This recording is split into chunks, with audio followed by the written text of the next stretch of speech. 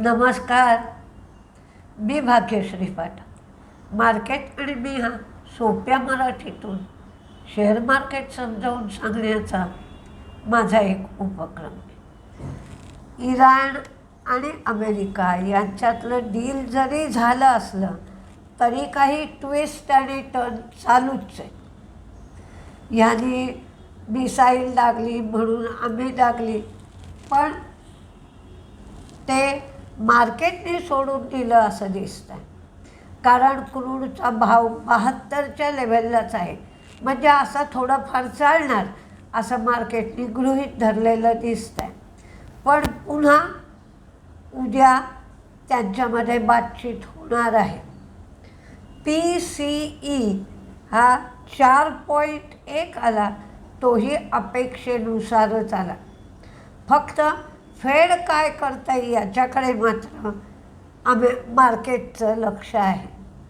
या सगळ्या गोष्टी विचारात घेऊन जर पाहिलं तर डेट्यामध्ये क्रूड 72.7, तर डॉलर इंडेक्स 101.35 आणि बॉन्ड यील्ड 4.38. मी तुम्हाला जे सांगत असते की निरीक्षण करा. जसं बॉन्ड यील्ड कमी होत आहे, म्हणजे 4.55 4.60वरनं 4.38वर आले, तशी थोड्या प्रमाणात फॉरेन इन्व्हेस्टर्सची खरेदी सुरू झाली आहे. आज फॉरेन इन्व्हेस्टर्सची कॅशमध्ये खरेदी 383 कोटीची दिसते आहे, तर डोमेस्टिक इन्व्हेस्टर्सची खरेदी 5,748 कोटींची आहे. आज महत्त्वाची बातमी म्हणजे REC आणि PFC यांच्या मर्जरला परवानगी मिळाली आहे. 100 RECच्या शेअरला पॉवर फायनान्स कॉर्पोरेशनचे 88 शेअर मिळणार आहेत. आणि हा जो रेशो बघता, हा रेशो RECकडे झुकणारा आहे असं दिसतं आहे. आणखीन 2 महत्त्वाच्या बातम्या आहेत. तर ॲस्ट्रलमध्ये डीमर्जर होणार आहे. ॲस्ट्रलचा केमिकलचा विभाग एकीकडे, तर पाईप आणि फिटिंगचा विभाग दुसरीकडे. आणि ह्या डीमर्जरमध्ये सुद्धा ज्यांच्याकडे ॲस्ट्रलचे शेअर आहेत त्यांना एकास एक या प्रमाणात आणि फ्री दुसरा डीमर्ज झालेल्या कंपनीचा शेअर मिळणार आहे. असंच डीमर्जर प्रिकॉलमध्ये पण होणार आहे. डीमर्ज एंटिटीचा एक शेअर ज्यांच्याकडे प्रिकॉलचे शेअर्स असतील त्यांना मिळू शकेल. आता काही बातम्या आहेत त्या पाहूया.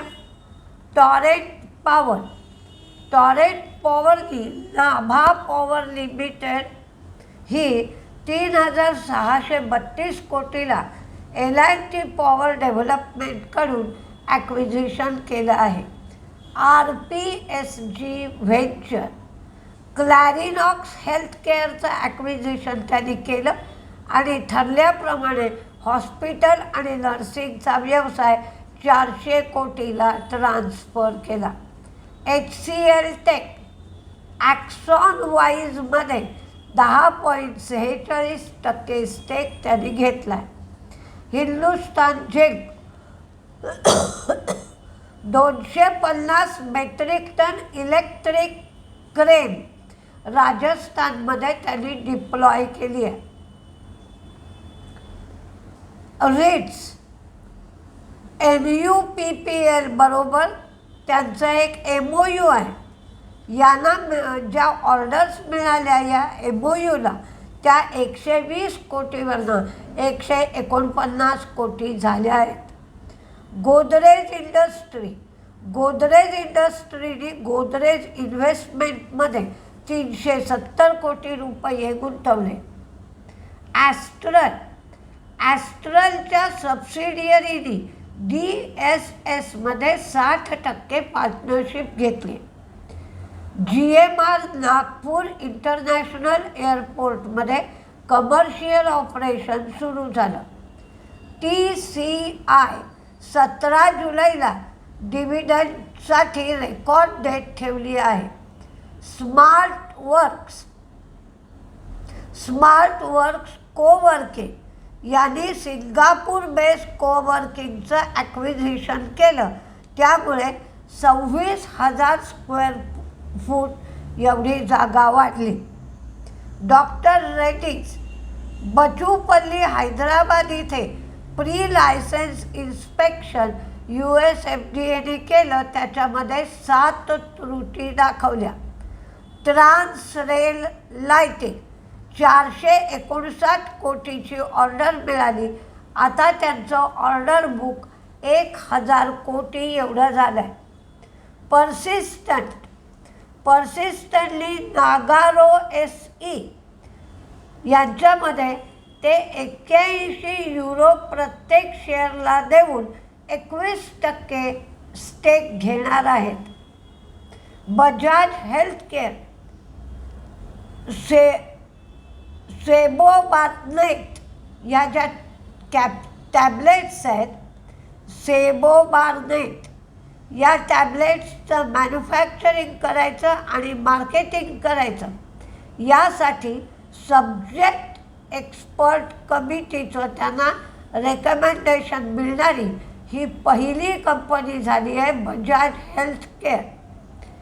Aurobindo pharma, arrow active pharma यांची श्रीकाकुलम फॅसिलिटी जी आहे त्याचं USFDAने इन्स्पेक्शन केलं. त्याच्यामध्ये 2 त्रुटी दाखवण्यात आल्या आहेत. HALची डिव्हिडंडवर विचार करण्यासाठी बैठक आहे. KEC इंटरनॅशनल यांच्यावर PGCILनी बॅन लावला होता. त्यामुळे त्यांना पॉवर ग्रीडच्या टेंडरमध्ये भाग घेता येत नव्हता. हा बॅन आता उठवला आहे. त्यामुळं KEC इंटरनॅशनल पॉवर ग्रीडच्या टेंडरमध्ये भाग घेऊ शकेल. कुठले शेअर तेजीत राहतील, कुठले मंदीत राहतील? आधी तेजीतले बघूया. Hexaware, Nestle, Ashok Leyland, CG power, HDFC बँकेच्या चक्रवर्ती यांच्यावर सिंगापूरच्या मॅटरच्या संबंधात काही आरोप करण्यात आले होते. ते आरोप सिद्ध झाले नाहीत किंवा या आरोपांचा कुठलाही पुरावा मिळालेला नाही. रेडिको खेतान, मारुती, टाटा कन्झ्युमर, HAL, विकरणला 3,518 कोटीची ऑर्डर मिळाली आहे. तर DCX यांना 432 कोटीची ऑर्डर मिळाली आहे आणि ट्रान्सरेल यांना 459 कोटीची ऑर्डर मिळाली आहे. अंबर, वेल्स्पन कॉर्प, पर्सिस्टंट, व्होडाफोनचे सबस्क्रायबर्स वाढले. Hexaware, Titan, Pricol, Astral, Oracle, Aptus value, Zydus life, Utkarsh small finance bank हे 727 कोटीचे NPA ARCला विकणार आहे. TVS मोटर यांनी नेपाळमध्ये नवीन बाईक लॉन्च केली आहे. HCL tech, Nuvama, JSW steel. खरं तर आज मेटलचे शेअर मंदीत राहायला हवेत, पण सरकार स्वस्तात ज्या स्टीलची आयात होती आहे त्याच्यावर ड्युटी लावणार आहे, अँटी डम्पिंग ड्युटी. ही ड्युटी लावण्याचा विचार सरकार करत आहे, म्हणून JSW steel. Indoco, Alembic pharma, Bharti Airtel subscriber वाढले. Escorts, Paytm, Ashoka Buildcon, BEML आणि HCL टेक. तर मंदीमध्ये डॉक्टर रेड्डीज. मला एक गोष्ट तुम्हाला कळवायची आहे. शुक्रवारी माझा गुरुवारी अर्थात शुक्रवार शनिवार रविवार 3 दिवस सुट्टी होती. गुरुवारी माझा व्हिडिओ वेळेवर करून झाला होता, पण अपलोडही झाला आणि त्यानंतर प्रोसेसिंग इज बिगिनिंग नाव असं इन्स्ट्रक्शन येत होती, पण प्रोसेसिंग काही होत नव्हतं. प्रोसेसिंग जवळजवळ 1 तास उशिरा झालं आणि त्यामुळे मी वेळेवर व्हिडिओ देऊ शकले नाही. पण तुमची अडचण झाली असेल त्याबद्दल मी मात्र दिलगीर आहे. माझ्या हातातही ती गोष्ट नव्हती. होतं कधी कधी असं, त्याच्याबरोबर आपल्याला गेलं पाहिजे. त्यामुळे माझाही इलाज नाही, तुमचाही इलाज नाही. ठीक आहे म्हणायचं आणि पुढे चालायचं. पण तुम्हाला जो त्रास झाला त्याबद्दल मात्र मला नक्कीच दुःख आहे. पुढे असं होऊ नये अशी आता आपण परमेश्वराकडेच प्रार्थना करूया. इलाज नाही. बघूया आज काय काय होत आहे ते. उद्या एक्सपायरी आहे मंथली, त्याचा काहीसा परिणाम आजच्या मार्केटमध्ये असेल.